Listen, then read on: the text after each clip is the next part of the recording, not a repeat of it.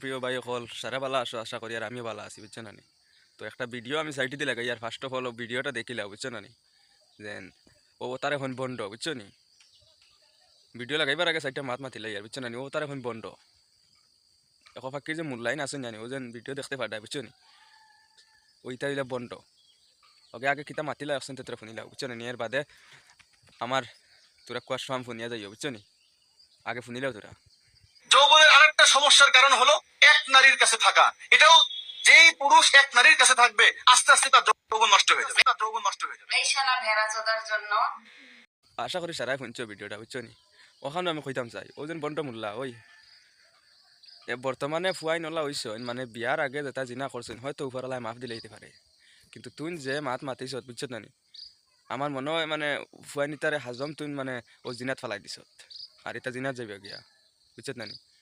তে আমি ওখানে কই আর বুঝছ না নি, ও ও ওটা বন্ধ মূল্যাইনতে আমরা লাখান তোমার লাখান জোয়ান ফুয়াইন তোরে বুঝছ না নি জিনাত ফেলায়। হয়তো দুনিয়াত মানে বিয়ার আগে যে ফুয়া জিনা করবো হয়তো আল্লাহ মাফ দিলে দিতে পারে, কিন্তু বিয়ার পরে যে ফুয়া জিনা করবো কোনোদিন হয়তো মাফ নাও হইতে পারে, এটা খোয়া যান না।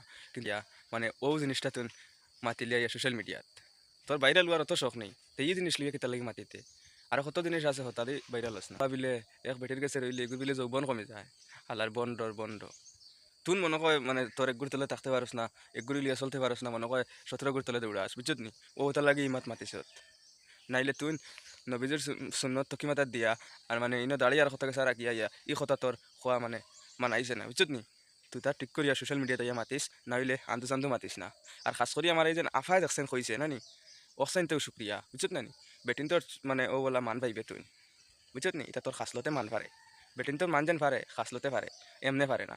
খাসলত ঠিক কর তোরে বেটিন থেকে আমরা লাখান ফুয়াইনতেও তোরা কিচ্ছু কইতে পারতাম না। মুল্লাহ খান তাক বুঝছত না নি। বেশ বাড়িস না, ভিডিওটা ভালো লাগে ভাই শেয়ার করে দিও আর পেজে নতুন হয়ে থাকলে ফলো করিয়ে রাখিও। আর ভিডিওর মাধ্যমে যদি কোনো ভুল টুটে থাকে তো ক্ষমার দৃষ্টিতে দেখবাই দেখাইব আপনার সাথে পরবর্তী কোনো ভিডিওত অথবা ফটোত।